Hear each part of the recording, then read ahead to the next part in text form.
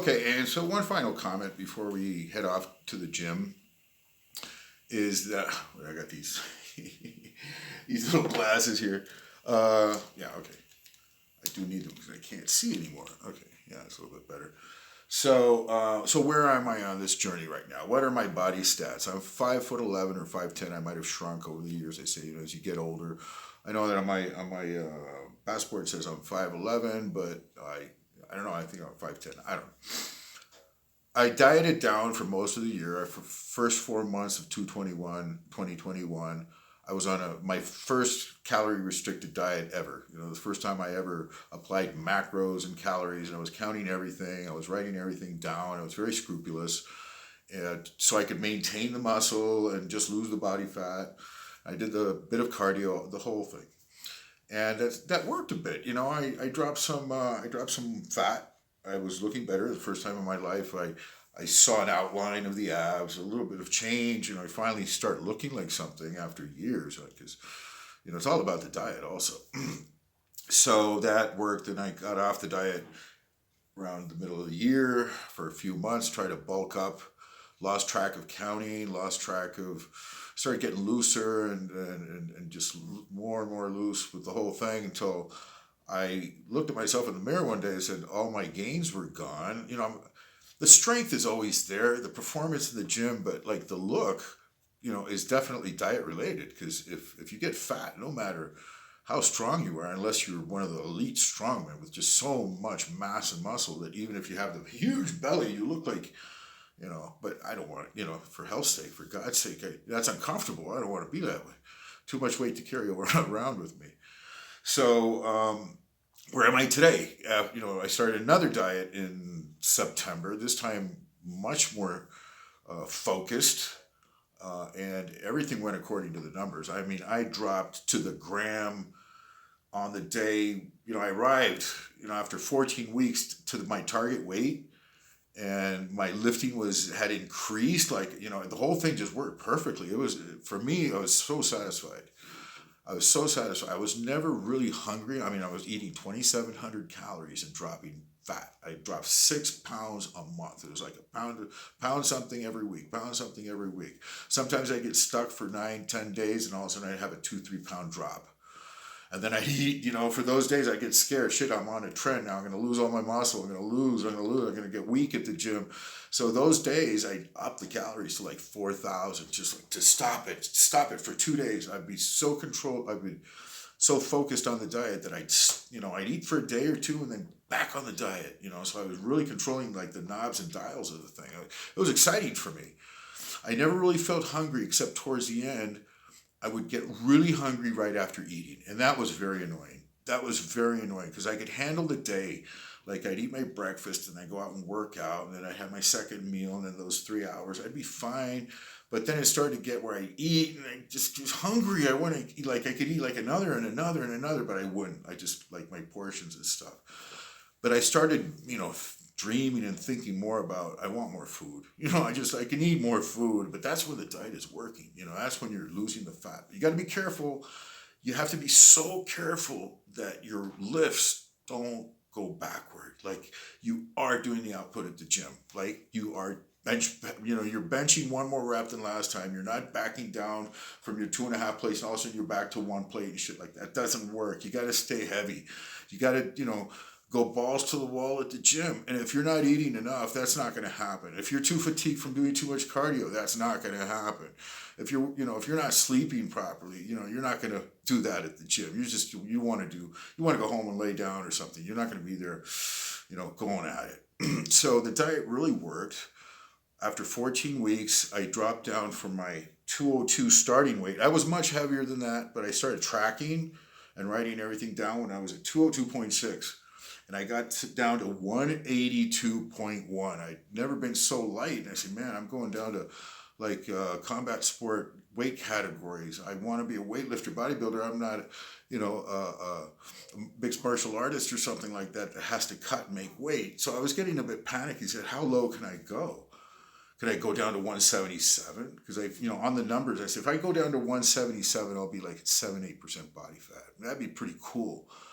I said, is it worth it? And I said, well, not right now. I mean, I'm okay at 182, believe me. So I stayed there for a few days until the 16th of December, and I decided to rebound. I said, look, I want to get big.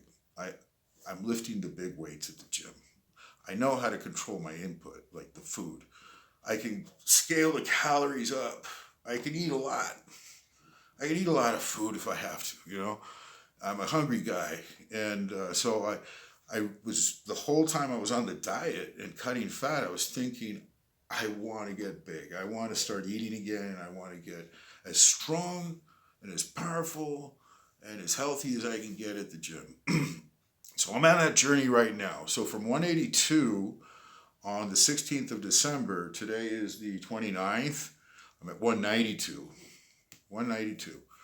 And the goal, I mean, the goal is to not get fat. I don't want to get fat, you know, with fat hanging off my sides and no definition, and bro, to even lift, and you know, now I am 50 something, and if I lose my shape, and then you know, performance can be hindered too if you start getting fat. You know, you're not going to be doing those T-bars I was talking about.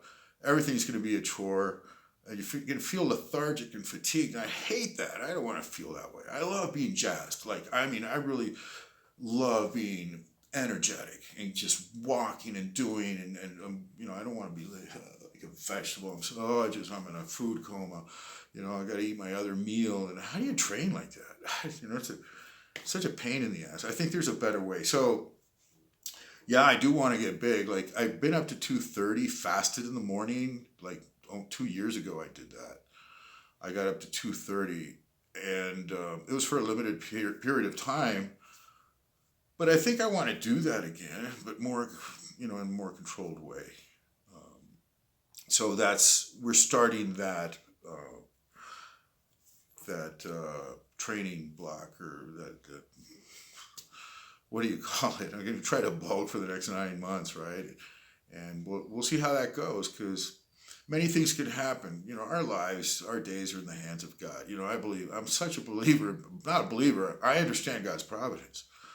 This is not from hubris. It's just from experience. I've been devoted to God for a long time, and probably not long enough, but I know enough about the workings of providence to know that God, first of all, is almighty. There's nothing that escapes his notice, no moment that escapes his notice. And I understand the scriptures as God helps us all, and more so for us who believe. So I make belief a daily endeavor also. You know, whatever happens in the future is in God's hands, so I'm at peace with whatever happens. And I just try to take the steps to make that envisioned future, you know, come about to the best of my, you know, ability. I put this in the hands of providence, and we'll see how it goes. You know, I'm not pretentious in this at all. This is going to happen. Yeah, you have to have a positive outlook, but that's just being arrogant when you state facts in the future that you don't know are going to happen or not. So I'd rather just hope and pray that everything works out fine. So, okay, so that being said, that's our body stats, our goals: to gain weight, to get size, to get strength. How strong do we want to get? You know, like this training block, I do want to hit 500 pounds on the squat for reps, and with good form, because I've done 500 pounds, like the half squat, the 3/4 squat, the almost, you know, 90-degree squat, and no, it wasn't satisfying. But I put the weight on the back and, you know, gave it a shot. It's too heavy for me right now. You know, in that same training block, I was training with 4.5 plates, and I was going all the way down. I have videos for Wanda Smith where I've done 4 plates, super strict, all the way ass to grass, busting out reps. I got up to 4.5. And I was going to go up to 5, but, you know, it's one of those things where you leave well enough alone on that training day. You say, okay, I got 4.5, but if you try to go for 5, maybe you might hurt something, you know. So it's one of those things, you know. I try to take it, you know, with trepidation. You know, I'm not so cavalier about going and throwing around these big weights. I have, you know, bruised myself. I'll put up some pictures. You know, my whole back was black and blue from doing a yank, you know, a heavy deadlift one day, and it tore like Velcro. I'm black and blue for 2 months. So I got to be careful with that. You know, same thing with the abductor muscle on the leg press. I wasn't warmed up properly, and coming down, it ripped. It went rip. Ah! That was one of the most painful things I've ever gone through, man. To have the inside of your thigh here to your groin rip like that, it was painful. Couldn't sit down, couldn't move, couldn't stand up. But I was like, ah, that was, for it was a couple of days. It was like that, but thank God it went away. And I continued training, like around it and trying to rehab. I walked, I did bicycles. Anyways, I got to get going. I got to get this show on the road so we can do some training video to put it along with this. And hopefully by the end of the day, we'll have a nice back training video. So everybody hang on.